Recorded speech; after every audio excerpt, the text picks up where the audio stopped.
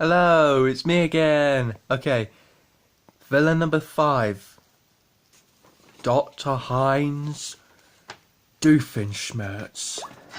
Yes, my good Shoes brother, the favorite of my mother. He's the one I want to smother. Thank you, sir, I'll have another. He's the one I want to smother in a ton of pigeon goo.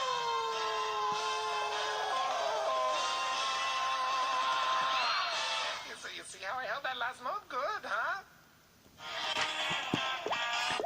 Okay, so this one, he's a bit of an idiot, but he's a very good with an evil laugh, but not quite as much as you think.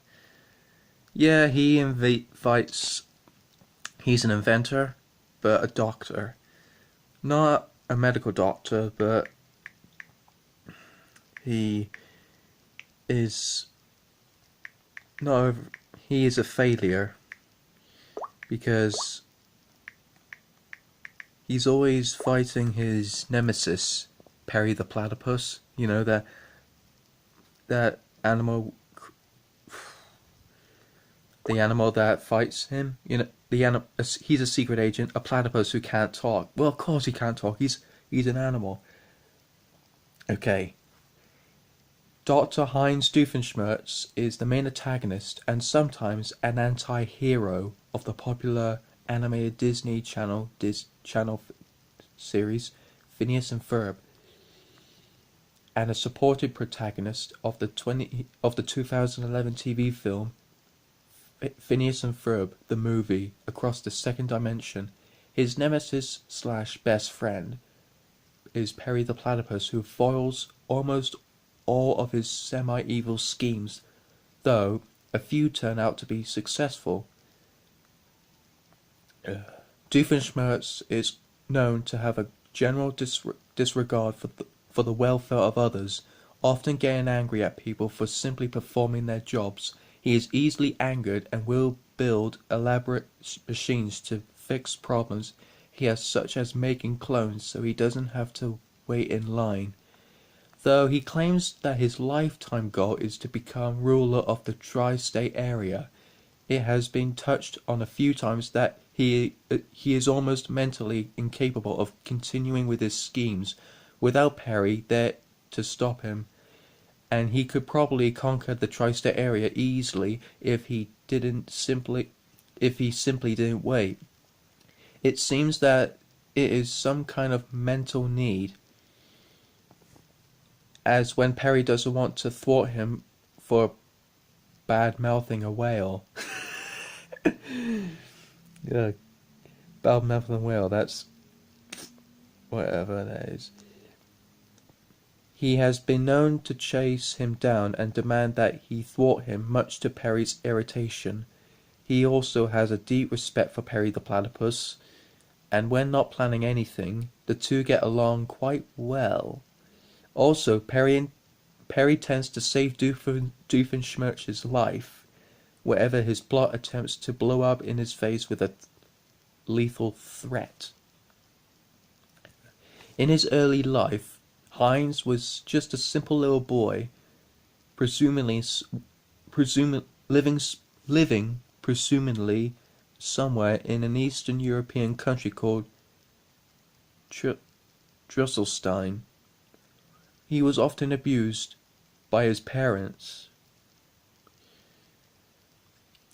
and forced to be their lawn gnome when their real one was repossessed. His only friend was the moon, and his neighbor Kenny. His brother Roger was the one in the family to get way more attention than Heinz, which led him into a life of jealousy. This was further intensified when Roger was elected mayor of Danville, which caused Heinz to develop schemes to disregard or humiliate Roger. Heinz's first invention was called Innator. He still wasn't good at naming inventions back then, which does nothing but shoot a ray of plasma into outer space. He entered it in a science fair, but lost to a baking soda volcano.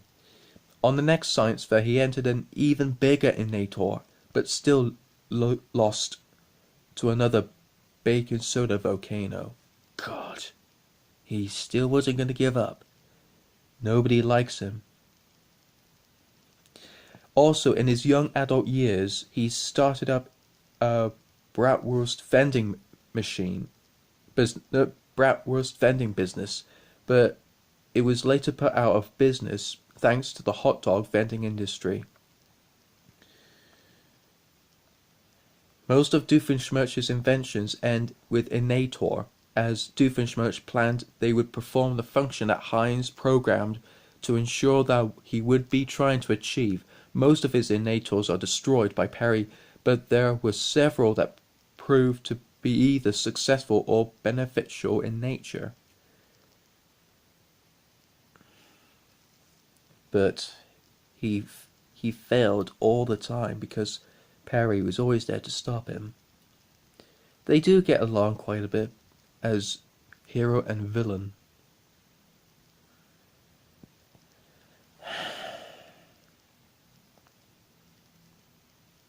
So I feel kind of sorry for him because his parents are not very good parents. I mean, they did treat Roger well, but they didn't like Heinz because he was ugly. That's very disrespectful. They haven't been there for him. He's been there for them, not they haven't been there for him. Can you believe it? I mean, here's his greatest tragedies. He had to live with ocelots. I mean, literally, disowned by his parents, and he has to live in the wild Africa with African wildcats. I mean, he had to work as a lawn gnome, and he was forced to wear pamby-up girls' clothing. Neither of his parents showed up for his birth. I mean, his parents make it sound that's alright. Well, guess what? It's not. Why do they treat him like this? Well, yeah, they treat him badly.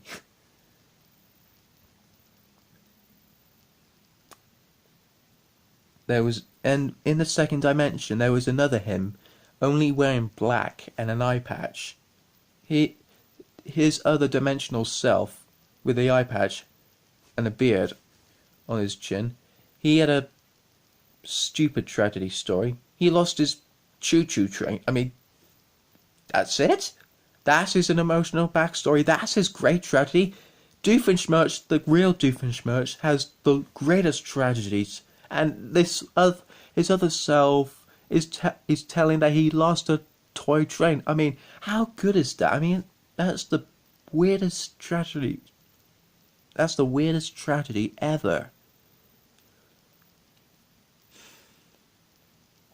Well, I guess that's it, everyone. And this is his catchphrase. Curse you, Perry the Platypus!